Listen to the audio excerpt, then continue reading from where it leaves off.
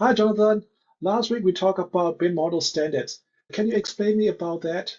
Yeah, if you remember, we talked about this idea that if you've got a BIM execution document, that part of that is to define what the model standards are. And what I mean by that is if you design a wall, how are you going to classify that wall in your CAD or in your BIM document so that other people who look at that know what the classification of that is? So, for example, AutoCAD uses layers. What layer will that wall be on? If Revit uses something similar to that. Vectorworks uses something similar to that. ArchiCAD uses layers as well. What layer will that wall be on so that we can then make that layer invisible when we want to? So, in other words, control visibility. And if you wanted to do a report where you were scheduling the walls or scheduling the information, you need to have a consistent system so you can say, find all the walls and report the material on the cladding. Give me the area of the material on the cladding. So it's really important that we have some kind of agreed standard to help find all that information. Now, when I was working in London, we used a system, I think it was a European system called CI/SFB. And I think it's a Swedish system, but it had this really nice, easy to follow matrix. So you'd say element two, these are things, the structure of the envelope of the building, I think it was 2 dash. So if we go down to 2.1, those are the walls. 2.1 was exterior walls. 2.2 was interior walls. 3.1 was secondary elements in walls. So 3.1 would be windows. If you went to 4.1, I think was the finish of the wall. And so the matrix went down for the elements and across for the complexity. So you'd start with 2.1 would be the primary element, 3.1 would be secondary elements, 4.1 would be the next part, and so on. And then it had a very easy to follow matrix. Now, no one here in New Zealand wanted to use it, but it did mean that we had a consistent way of creating drawing numbers because we'd use it for drawing numbers. It had I think that we use part of that CISFB system when we teach architectural technology because we talk about LACS, location, Yeah. assembly, components, and schedules. And that comes out of that CISFB system, the location and the assembly and the components, so that you would actually use that as part of that CISFB system. That we're not using CISFB, but there's got to be something that we use. And if we start to look at the advancement of BIM and the need to have a model system, now I could come up with my own model naming conventions and I could give you my file, but I'd also have to create a document that told you what my numbering system was for those elements. So I'd have to say, oh, my walls are on the class 21 dash walls or something like that. Now, there's a couple of systems we use in New Zealand at the moment. One of them is the Coordinated Building Information System, which is used by MasterSpec. The challenge that I've got with that is that the MasterSpec numbers are not related to a drawing system. They're related to specification systems. So they work really well for specifications. They work really well for your library, but I'm not sure that they relate to drawing numbering or element naming. It's more related to rocks and quantifying. So it's more related. It's not very good for the drawing when you produce drawings. So master spec CBI is not very good for drawings, but when it's quite good for quantify the rocks. So that's why my quantity surveying students love it, but architectural technology students doesn't know what it is about. It's that's what happened in my classroom. I can understand that they like that because you look at 23 carpentry in the master spec system, then all the QS, all they have to do is go, all of this is carpentry. It fits into that system. They can then look at the specification clauses, and the CBI had that nice breaking down. So it's not just 23 carpentry, it's 23 something else, which is, it gradually defines it. And they use a 4 number system to define Yeah, studs. yeah. So the QS can easily look at those and see what the studs are It's and so called, on. I think it's called rock breakdown structure. So that's why they It's easy for a QS, even for my students who are studying quantity surveying, they don't have site experience. Some of them, yes, some of them don't, because some of them, they just straight out from the secondary school, but they find it easy and it's a useful guideline so master spec. And by the way, let's go back to the drawings systems again. What do you mean? Oh, let's go back to the drawing family and layering systems.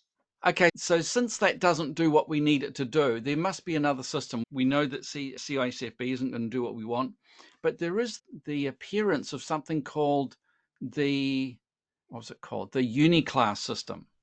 Now, the Uniclass system is a way of identifying building elements in an international way, so that if we all accepted this, there would be an international classing system for classing all of our objects.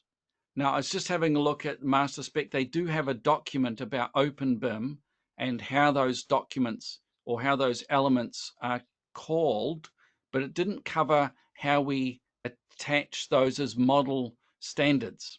So in other words, an IFC element door, it doesn't tell you what classification system that door is on to allow you to do either scheduling or to do reporting or to do visibility, that kind of thing. Whereas this system here called the Uniclass Unified Construction Classification System has a series of tables that control activities, complexes, entities, spaces, elements, systems, and products, and so on.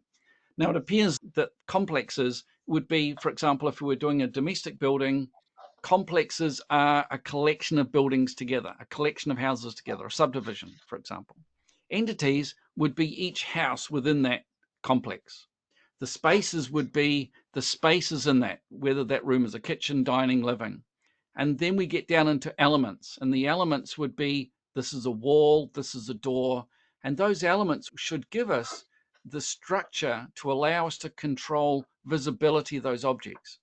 So, for example, we have EF, which is elements functions, walls, EF25 is walls, EF2510 is walls specifically, and then that's broken down further to EF2510, 25 is external walls. We've got internal walls is EF2510, 40. Now, I found this very confusing to see all of this stuff in these lists, and I really struggled to get it together. But I found that if I put it into an Excel spreadsheet, that it was actually a lot easier for me to look at, because you can put all the walls together, you can put the roofs together, you can put the floors together, and so on. And it makes a much easier to see structural system, or a classification system, I should call it. I'm not sure I want to go through the entire Uniclass setting up an Excel spreadsheet to do that, but I could do it if you want, Ethan, for site, wall, roof, floors, ceilings, just to give the idea of how that system would work. What do you think? Yeah, how do you want to show to the audience? Do you want to I thought show? if I made an Excel spreadsheet, I could stick it in my Dropbox and put a link in the show notes. Oh, that's cool. That's cool. Yeah, that's an example of how you did it. And yeah, So to me, when we go back, if we look back at the BIM execution plan, the BIM execution plan had an area where it has to define model standards. And to me, if you're going to create a BIM model, building information model, and you're going to give that to somebody, and in 10 years' time, someone else is going to pick that up, that it has to use a system which is internationally agreed, or at least nationally agreed. And the trouble I think we have here in New Zealand is that there are too many people that want their own numbering or their own classification system. And it would be a good idea, I think, at our colleges to start teaching Uniclass system of element classification, so that students start using a considered system. I wonder what you thought. yeah, for the drafting schools, we should introduce at least there are several different systems as well, so we can introduce Uniclass systems or other drawing systems to the students so that they have awareness when they go to the design studios. And because in New Zealand, their design studios have their own system. You know, we are talking like last week, we discussed about information sharings between the organizations and the execution plan, how we want to execute across different organizations. So that's really important how you want to define your elements, your function, your systems, and work together. That's a really important step. And yeah, I agree with you. We need to teach the students about at least a system like Uniclass system, so that will be much better. My challenge with the Uniclass system is that it doesn't go far enough. So, for example, it's got EF. So, for external walls, we've got EF 25, 10, 25 external walls, which is great. Sounds like it's going to do everything. Is that wall an existing wall? Is it a proposed wall? Is it a demolished wall? Is it an existing wall that's going to be reused? Those are not Yeah. covered by the Uniclass codes. And then if we look at the wall components, we've got the structural components and we've got the non-structural components, and it doesn't include those either. So to me, there's still some stuff missing. For example, there Yeah. should be external wall components and then the components inside the wall. Because if you think of the components, if we look at a timber frame wall, we've got the timber frame wall, then we've got the lining on the inside. So that's a non-structural element. And then we've got the cladding on the outside, the air gap, the rigid air barrier, if it's rigid, or building wrap, if it's building wrap. And so the classification system from Uniclass doesn't cover those in that level of detail. That's quite deep. I didn't think about that. What you mentioned is quite actual applications when you go to the box, and there are some you highlight the gaps of the Uniclass system. I think that's it's a valuable insight.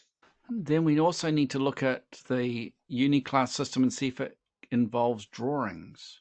We'll have to look at that. There is the title sheet, the contextual insertion, setting out topography. So the Uniclass system also includes what they call ZZ-CAD, so the CAD drawings. And so we'll need to look at that in a little bit more detail. I thought we'd looked at this in detail, Ethan. I suspect we Yeah, haven't looked at enough detail. We might have to come back and revisit this.